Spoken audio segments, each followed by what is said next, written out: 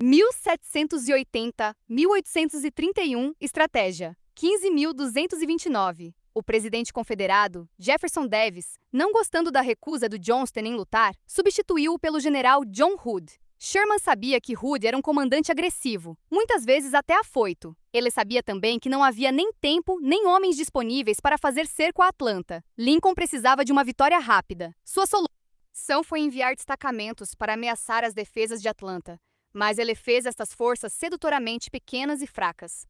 Hood não pôde resistir à tentação de deixar sua fortaleza na cidade e passar ao ataque, só para se ver correndo para uma emboscada. Isto aconteceu várias vezes, e a cada derrota, o exército de Hood ficava menor, e o moral de seus homens rapidamente se deteriorou. O exército de Hood, cansado e esperando o desastre, Sherman fez mais um truque. No final de agosto, ele marchou seu exército para o sudeste, passando por Atlanta, abandonando suas linhas de suprimentos. Para Hood, isso só podia significar que Sherman havia desistido de lutar por Atlanta. Frenéticas comemorações explodiram por toda a cidade. Mas Sherman havia astutosamente programado esta marcha. Para coincidir com o amadurecimento do milho, e com seus homens bem alimentados e Hood sem desconfiar de nada, ele interrompeu a última linha de estrada de ferro ainda aberta até Atlanta e voltou correndo para atacar a cidade desprotegida. Hood foi obrigado a abandonar Atlanta. Esta foi a grande vitória que garantiria a reeleição de Lincoln. Em seguida, veio a mais estranha de todas as manobras de Sherman. Ele dividiu seu exército em 4 colunas e, desligando-se totalmente de suas linhas de suprimento, iniciou uma marcha para o leste, de Atlanta até Savannah e o mar. Seus homens alimentavam-se do que a terra produzia, destruindo tudo pelo caminho. Sem o estorvo das carroças de suprimentos, eles se moviam em uma velocidade incrível. As 4 colunas paralelas estavam tão distanciadas umas das outras que as forças sulistas não poderiam dizer para onde elas iam. A coluna sulista parecia estar indo para Macon, a nortista para Augusta. As forças confederadas embaralhavam para cobrir ambos os lugares, deixando o centro aberto, que era exatamente para onde Sherman planejava avançar. Mantendo o sul no que ele chamava de as garras de um dilema, desequilibrado e confuso quanto às suas intenções, Sherman marchou até Savannah quase sem batalhas. O efeito desta marcha foi devastador para os soldados confederados ainda lutando na Virgínia. A ruína da Geórgia, onde muitos haviam deixado para trás seus lares, foi um terrível golpe para o seu moral. A marcha de Sherman lançou todo o sul em um clima de profunda tristeza. Aos poucos, mas com certeza, eles estavam perdendo a vontade de continuar lutando, o que era o objetivo de Sherman o tempo todo. Os olímpicos podiam agora unir-se em batalha com os gigantes. Hércules soltou sua primeira flecha contra Alcioneu, o líder do inimigo. Ele caiu ao chão, mas ergueu-se de novo ressuscitado, porque este era seu solo nativo de Flegra. "Rápido, nobre Hércules!" gritou Atena. "Arraste-o para outro país!" Hércules suspendeu Alcioneu pelos ombros e arrastou por sobre a fronteira da Trácia, onde o despachou com uma clava. The Greek Myths, Volume 1. Robert Graves, 1955. 230. Estratégia 15.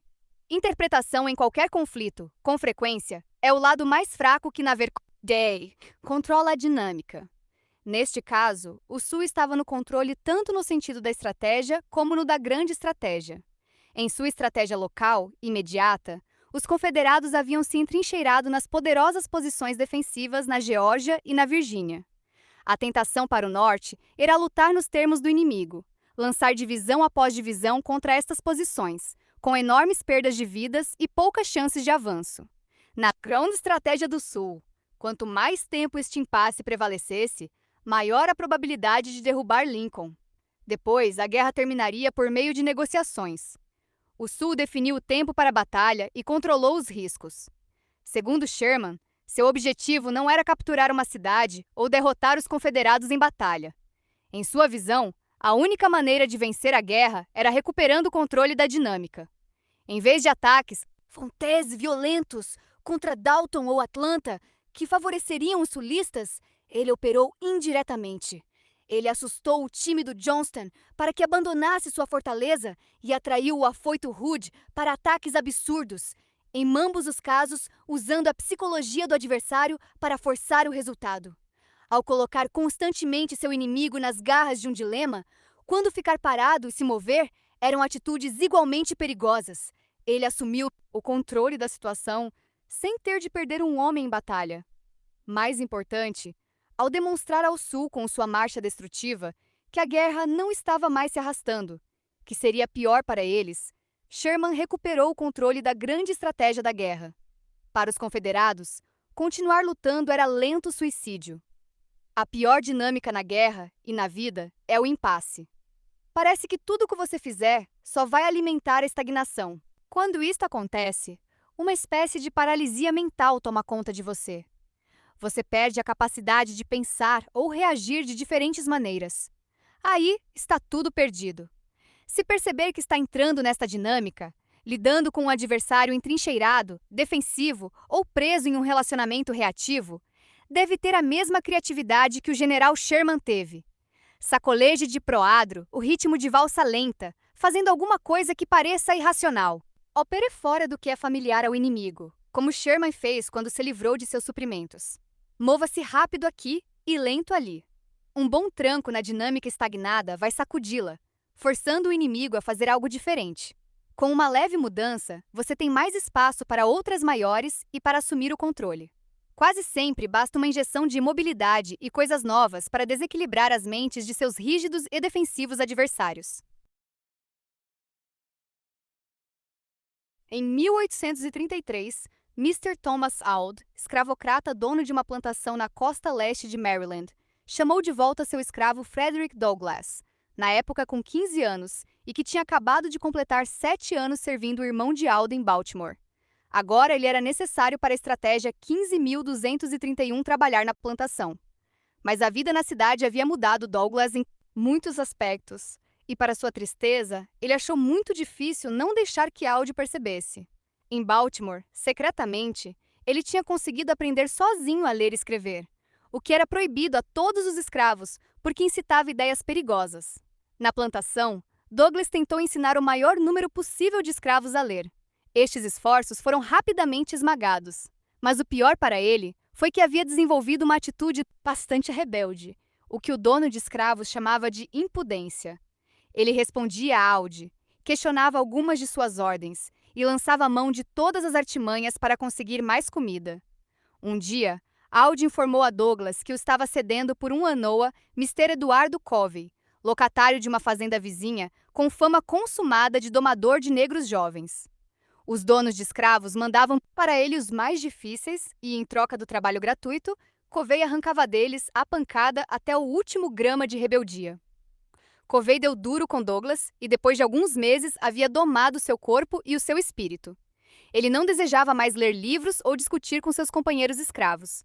Em seus dias de folga, rastejava até a sombra de uma árvore e se libertava da exaustão e do desespero dormindo. Em um dia muito quente de agosto de 1834, Douglass sentiu-se mal e desmaiou. Quando se deu conta, Covey estava em cima dele, um pedaço de madeira na mão, mandando-o voltar ao trabalho. Mas Douglass estava fraco demais. Covey o agrediu na cabeça, abrindo uma profunda ferida. Ele o chutou algumas vezes, mas Douglass não podia se mexer. Covey acabou indo embora, com a intenção de dar um jeito nele mais tarde. Douglass conseguiu ficar de pé, cambaleou até o bosque e, de alguma maneira, voltou para a plantação de Auld. Ali, ele implorou ao Sr. Auld que o deixasse ficar, explicando a crueldade de Covey. Auld não se comoveu. Douglass podia passar a noite, mas depois tinha de voltar para a fazenda de Covey. Retornando à fazenda, Douglass temia o pior. Ele disse a si mesmo que faria de tudo para obedecer a Covey e, de algum modo, sobreviver às próximas semanas. Nos estábulos onde devia estar trabalhando naquele dia, ele iniciava suas tarefas quando, do nada, como uma serpente, Covey entrou de mansinho, corda na mão. Ele investiu contra Douglass, tentando laçar a perna dele e amarrá-lo. Estava nitidamente pretendendo que a surra encerrasse de uma vez por todas as pancadarias. Arriscando-se a apanhar ainda mais, Douglass empurrou Covey e, sem agredi-lo, o impediu de enrolar sua perna com a corda. Naquele momento, houve um estalo na cabeça de Douglass. Todas as ideias de rebeldia sufocadas durante meses de trabalho brutal lhe voltaram à mente. Ele não estava com medo. Covey podia matá-lo, mas era melhor ser derrotado lutando por sua vida. De repente, um primo veio ajudar Covey, e vendo-se cercado, Douglas Glass fez o que ninguém podia imaginar.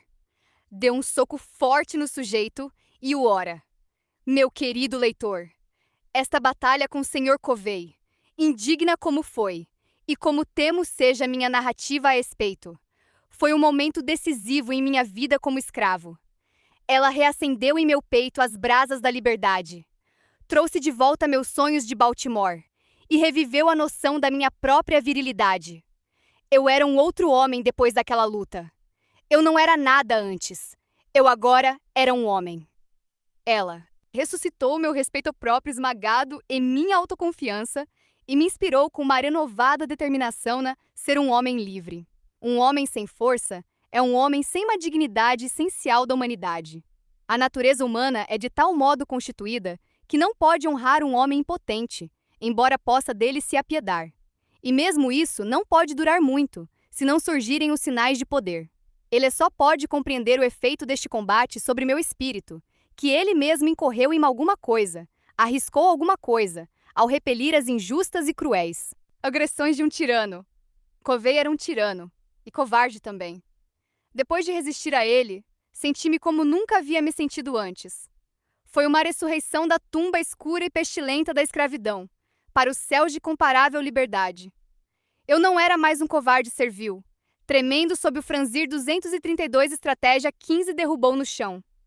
Agredir um homem branco com toda a probabilidade o levaria à forca. Uma loucura guerreira tomou conta de Douglas. Ele devolveu os golpes de Covey. A luta continuou por 2 horas, até que, ensanguentado, exausto e sem fôlego, Covey desistiu e voltou para casa cambaleando. Douglas só podia supor que Covey agora viria atrás dele com uma arma, ou encontraria algum outro modo de matá-lo. Isso não aconteceu. Lentamente, Douglas começou a compreender. Matá-lo ou puni-lo de alguma forma violenta era muito arriscado. A notícia de que Covey não tinha conseguido domar um negro desta vez, que tivera de recorrer a uma arma quando suas táticas de terror não funcionaram, ia se espalhar. A mera insinuação de que isso havia acontecido arruinaria sua fama por toda a parte, e seu trabalho dependia de um nome respeitado. Melhor deixar o selvagem escravo de 16 anos em paz do que se arriscar ao tipo de loucura ou reação imprevisível de que Douglas havia se mostrado capaz.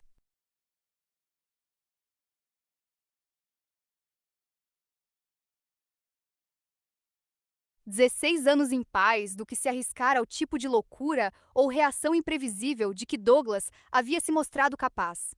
Melhor deixá-lo se acalmar e ir embora quieto quando terminasse seu tempo de serviço.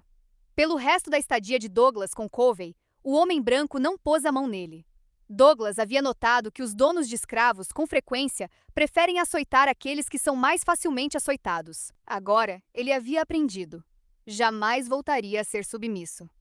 Essa fraqueza só encorajava os tiranos a irem mais longe. Ele preferia se arriscar a morrer, devolvendo golpe por golpe com seus punhos ou sua inteligência.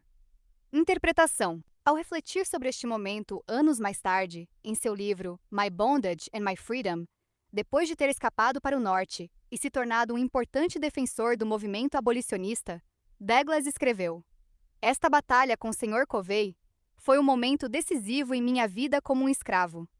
Eu era um ser diferente depois daquela briga. Eu havia chegado ao ponto em que não tinha medo de morrer. Esse espírito me fez um homem livre de fato, enquanto continuava sendo um escravo na forma. Pelo resto de sua vida, ele adotou esta atitude guerreira. Não temendo as consequências, Douglas ganhou um grau de controle de sua situação tanto física como psicologicamente. Ao arrancar de si mesmo o medo pela raiz, ele abriu possibilidades para agir, às vezes revidando abertamente, às vezes sendo esperto e ardiloso. De escravo sem controle, ele se tornou um homem com algumas opções e certo poder, que ele potencializou em liberdade real quando chegou a hora. Para controlar a dinâmica, você precisa ser capaz de controlar a si mesmo e suas emoções. Ficar zangado e sair dando chicotadas só vai limitar suas opções. E no conflito, o medo é a emoção mais debilitante de todas. Antes mesmo de alguma coisa acontecer, seu medo coloca na expectativa, cede iniciativa ao inimigo. O outro lado tem infinitas possibilidades de usar seu medo para controlar você, para manter você na da testa de um verme-irmão da poeira. Mas, meu espírito durante muito tempo intimidado foi estimulado a ter uma atitude de independência viril. Eu havia chegado a um ponto no qual não temia mais morrer. Este espírito me fez um homem livre de fato, enquanto eu permanecia um escravo na forma. Quando um escravo não pode ser açoitado, ele é mais do que semi-livre. Ele tem um domínio tão amplo quanto seu próprio coração viril para defender. E ele é realmente um poder sobre a terra. Enquanto os escravos preferirem suas vidas com açoites à morte instantânea, sempre encontrarão cristãos em número suficiente, como Covey, para satisfazer essa preferência. Desde aquele momento até minha fuga da escravidão, eu nunca fui justamente açoitado. Várias tentativas foram feitas de me açoitar, mas sempre sem êxito. Equimoses eu tive, como mais adiante informarei. O leitor. Mas o caso que venho descrevendo foi o final da brutalização a que a escravidão havia me sujeitado. My Bondage and My Freedom, Frederick Douglass, 1818 a 1895. Estratégia: 15.233. Defensiva. Aqueles tipos tiranos e dominadores farejam sua ansiedade e ficam ainda mais tirânicos. Antes de tudo, você precisa perder seu medo. Da morte, das consequências de uma manobra ousada, da opinião dos outros a seu respeito. Esse momento único, de repente, abrirá perspectivas de possibilidades. E no final, o lado que tiver mais possibilidades para ação positiva tem maior controle. Quinto, no início de sua carreira, o psiquiatra americano Milton Egg Erickson notou que havia inúmeras maneiras para os pacientes controlarem seu relacionamento com o terapeuta. Eles podiam reter informações ou resistir a entrar em um transe hipnótico. Podiam questionar as habilidades do terapeuta, insistir para que ele falasse mais ou enfatizar a falta de esperança para seus problemas e a futilidade da terapia. Estas tentativas de controlar, na verdade, espelhavam seus problemas na vida diária. Eles recorriam a todos os tipos de jogos inconscientes e passivos de dominação, enquanto negavam a si mesmos e aos outros o fato de estarem usando esses truques. E assim, ao longo dos anos, Erickson desenvolveu o que chamou de sua técnica de utilização, literalmente usando a agressão passiva destes pacientes, suas espertas manipulações, como instrumentos para modificá-los. Erickson muitas vezes tratava de pacientes que alguém, um parceiro, um pai ou mãe, havia forçado a procurar sua ajuda. Ressentidos com isto, eles se vingavam retendo intencionalmente informações sobre suas vidas. Erickson começava dizendo a estes pacientes que era natural, até saudável, reter algumas informações sensíveis. Os pacientes então se sentiam em uma armadilha. Guardando segredos, estavam obedecendo ao terapeuta, que era exatamente o oposto do que queriam fazer. Em geral, na segunda sessão eles se abriam, rebelando-se a tal ponto que revelavam tudo sobre si mesmos. Um homem, em sua primeira visita ao consultório de Erickson, começou ansiosamente a andar de um lado para o outro da sala. Ao se recusar a sentar e relaxar, ele estava tornando impossível para Erickson hipnotizá-lo ou trabalhar com ele. Erickson começou perguntando: "Está disposto a cooperar comigo sem parar de andar de um lado para outro como está fazendo agora?" O paciente concordou com este estranho pedido. Então Erickson perguntou se podia dizer ao paciente por onde andar e com que rapidez. O paciente não viu nenhum problema nisto. Minutos depois, Erickson começou a hesitar ao lhe dar suas direções. O paciente esperava para ouvir que passos teria de dar em seguida. Depois que isso aconteceu algumas vezes, Erickson finalmente lhe disse para se sentar em uma cadeira, onde o homem caiu em transe no mesmo instante. Com aqueles que eram patentemente céticos com relação a terapias, Erickson tentava de caso pensado um método de hipnose que não funcionava, e aí pedia desculpas por usar essa técnica. Ele falava sobre suas "não é o mesmo quando um lutador se move porque quer se mover. Quando ele se move porque é obrigado, a coisa é outra." Joe Frazier, 1944. 234 Estratégia 15.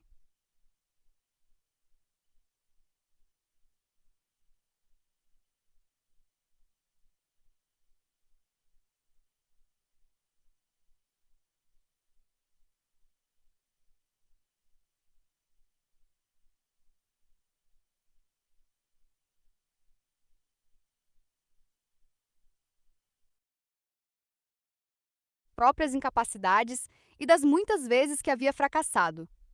Erickson sabia que estes tipos precisavam de uma vantagem sobre o terapeuta, e uma vez sentindo que haviam ganho essa superioridade, inconscientemente eles se abriam e entravam logo em transe. Uma mulher certa vez foi procurar Erickson.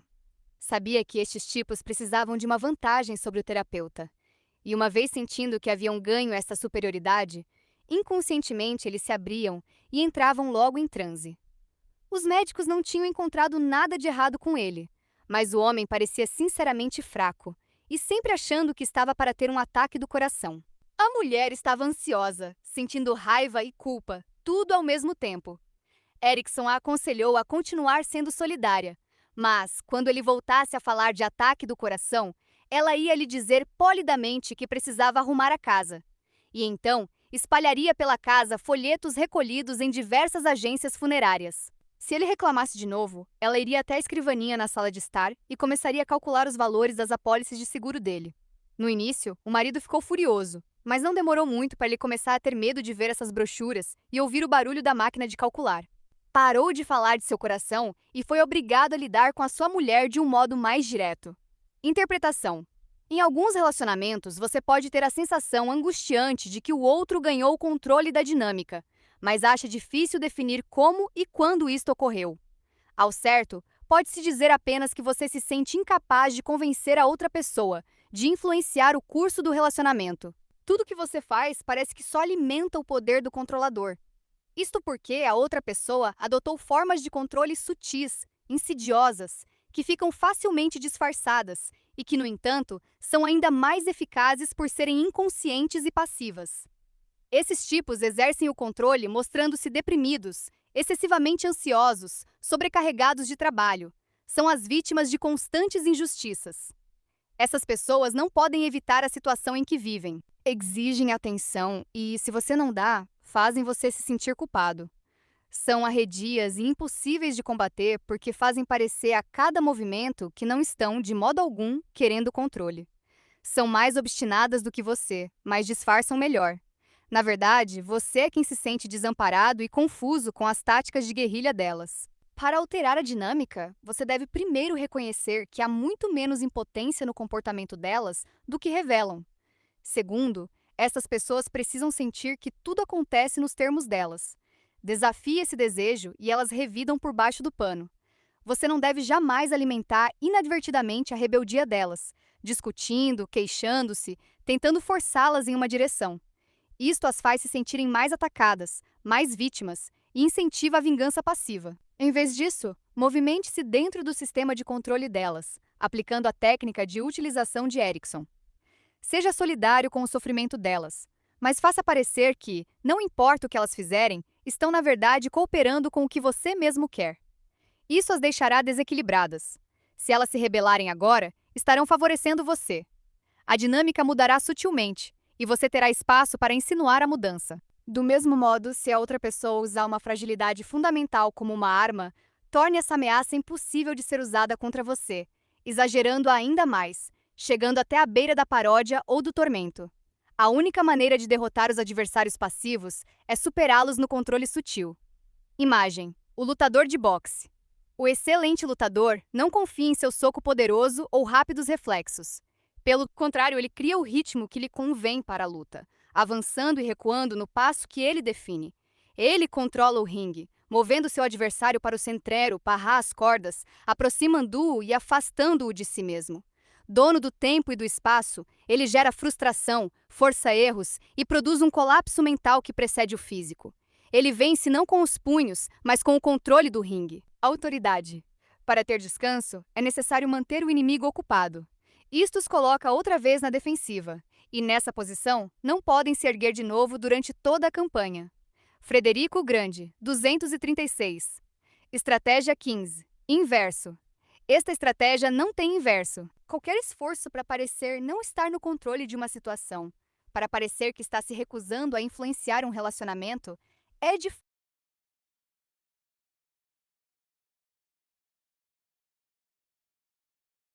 fato uma forma de controle. Ao ceder o poder aos outros, você conquistou uma espécie de autoridade passiva, que pode usar mais tarde para seus próprios propósitos. Você também é quem está determinando quem tem o controle, cedendo ao outro lado. Não há como escapar da dinâmica de controle. Quem diz que está agindo assim, está fazendo o jogo de controle mais insidioso de todos.